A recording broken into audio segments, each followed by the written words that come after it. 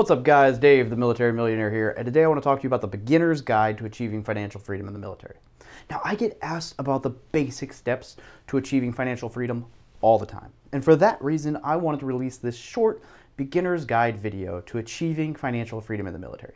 Now, this is not an all-inclusive financial video, but rather just a simple hierarchy of financial steps that I find valuable on your journey to achieving financial freedom. Now, shameless plug alert. By the time this video comes out, there will at least be the pre-order, if not already launched, for a much more comprehensive read about achieving financial freedom in the military. Go pre-order or order if it's already out, my book, which I've been working on for a year, called The No BS Guide to Military Life, How to Build Wealth, Get Promoted, and Achieve Greatness.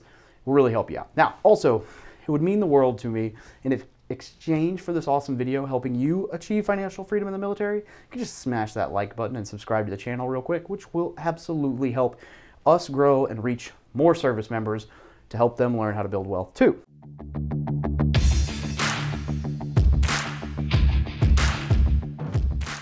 Step 1, earn the complete matching contribution on your TSP. Now, it baffles me that people aren't doing this. Let's say I told you that for every $100 you gave me, I would give you $100. And then I would let you keep your first $100 as well. Now, would you take it? I'm sure you would. Who wouldn't want to say, hey, I've got $100 and receive another 100?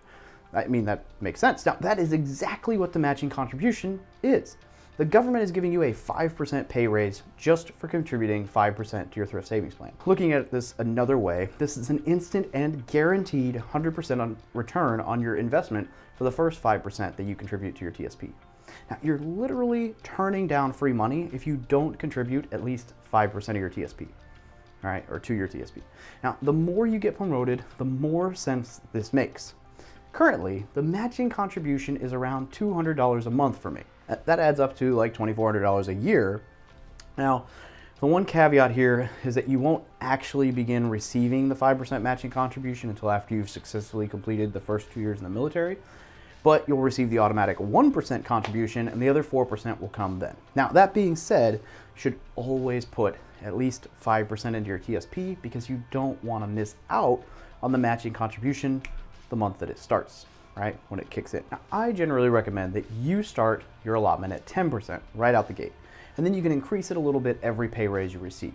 Now, the reason you do this first is to ensure that you're not missing out on the matching contribution, and also because the TSP is an incredibly powerful way to benefit from compound interest. Now, number 2 is a 1-month emergency fund. The next thing you should do is build up an emergency fund equivalent to 1 month of your expenses. The reason I suggest an emergency fund for only a single month, which may sound counterintuitive to some of you, is simple.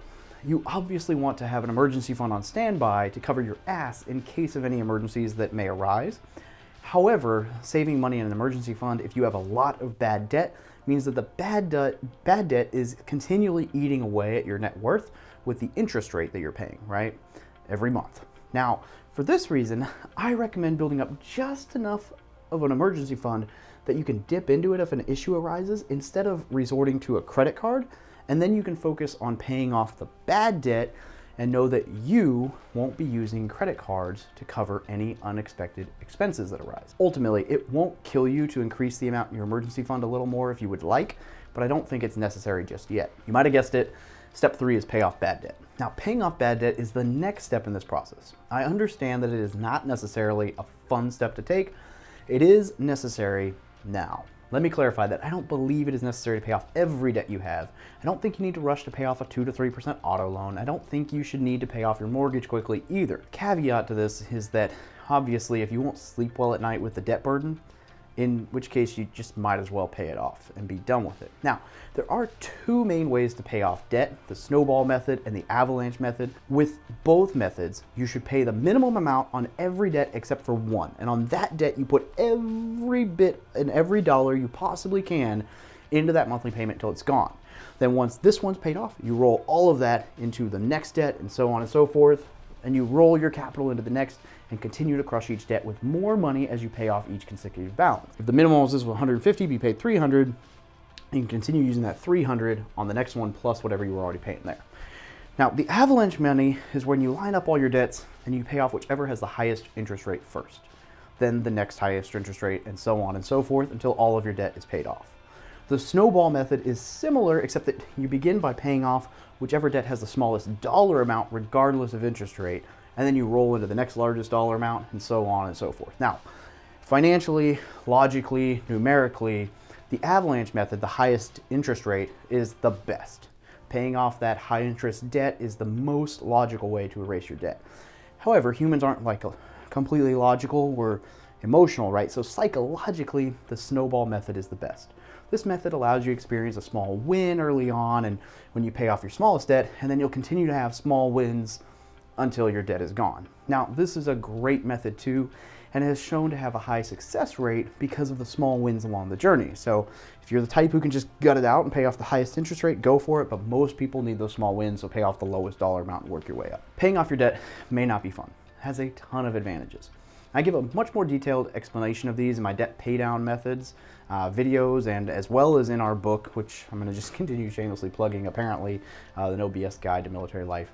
Number 3 is house hacking with the VA loan if possible, or sorry, number 4. The house hack is my favorite real estate strategy for beginners, right?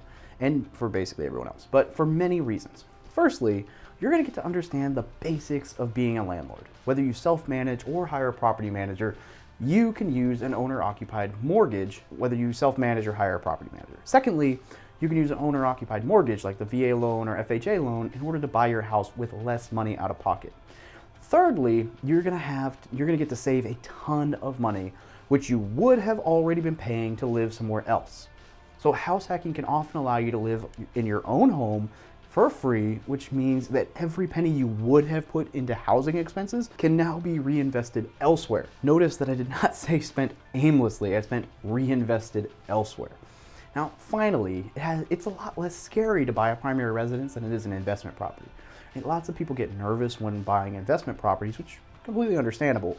But because most of us grew up hearing that the American dream involves owning a home, buying a house for yourself isn't nearly as scary. For these reasons, house hacking is the single best way to jump into real estate investing, in my opinion. You can then use the money that you would have spent towards your housing expenses to take advantage of the rest of these steps and expedite your journey to financial independence. So number 5 is $10,000 in cash reserves. So if you decided to house hack, you should definitely save up $10,000 in liquid, accessible cash for reserves. This is the fund that you tap into if a water heater goes out or hail damages your roof or whatever, right?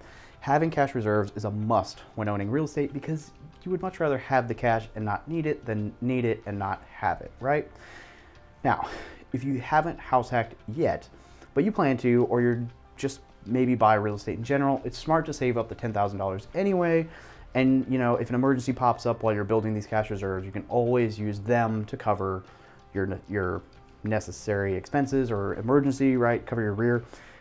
So it's kind of like an emergency fund, but the goal is for this one to be set aside for a home, and that's just because I like real estate. Now, number 6 on the journey is a 3 to 6 months emergency fund. If you've already saved up your cash reserves, or you're not planning to buy real estate anytime soon, you should begin building your emergency fund. Many people recommend saving 3 to 6 months worth of expenses as your emergency fund, red oh shit fund.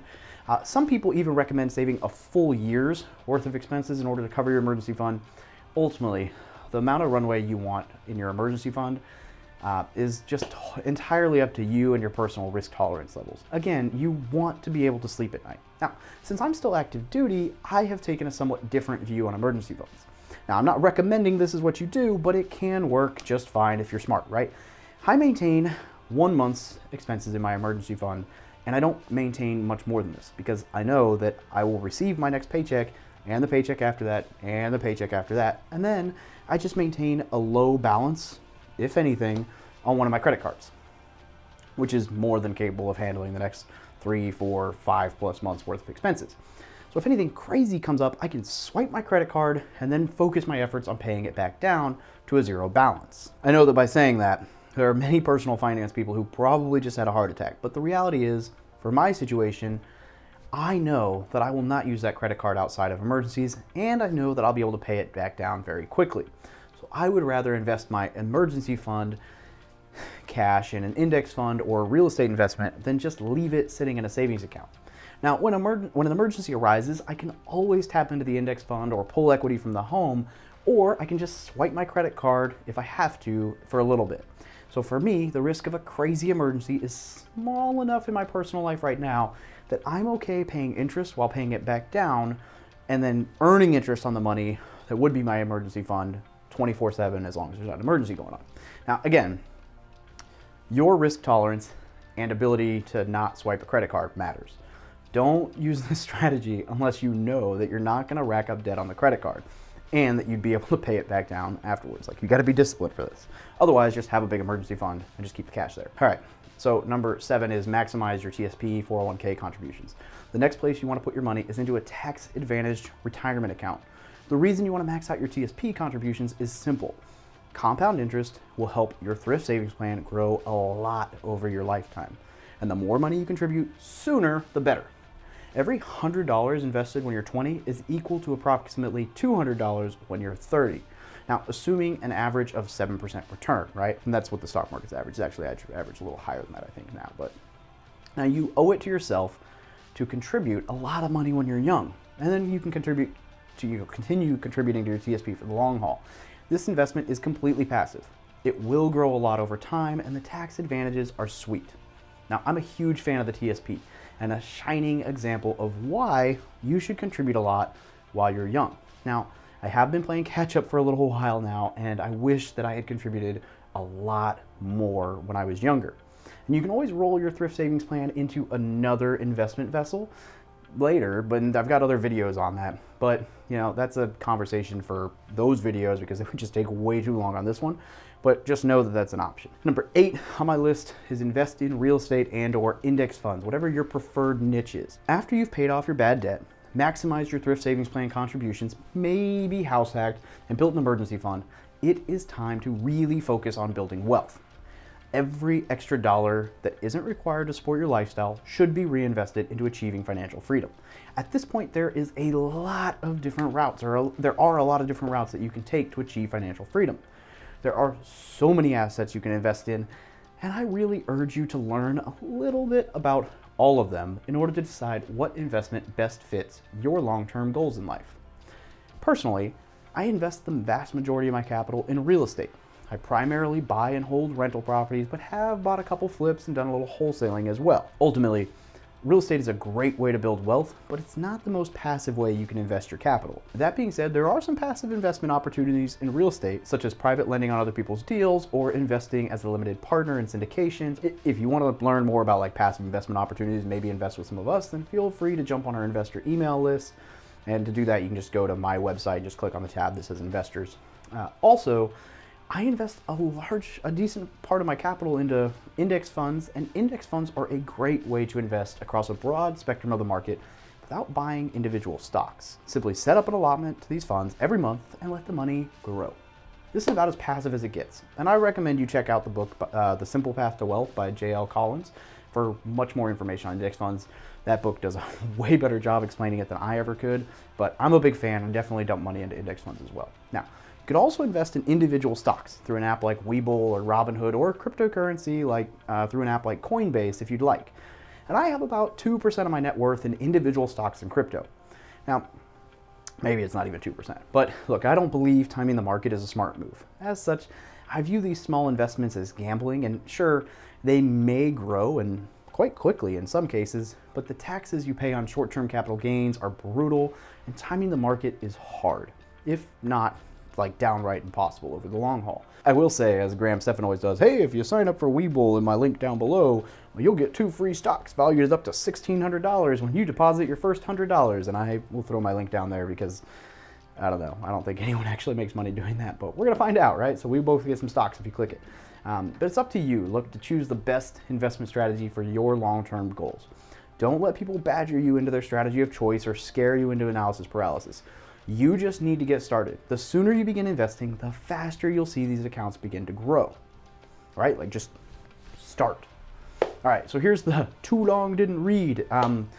Pay off your shitty debt, prepare for unexpected emergencies, and invest like your life depends on it. Yeah, It's that simple. If you follow these steps, I guarantee that by the time you're ready for retirement, you will actually be able to retire.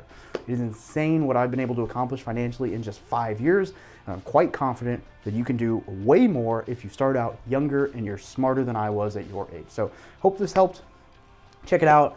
And again, last shameless plug, if you're interested in learning a lot more about this and a lot broader scale of finance and military success and just life in general, check out our book, The No BS Guide to Military Life, which will be coming out by the end of May and available for pre-order by hopefully April 1st. So either way, have a great day, and yeah, make sure you like and subscribe.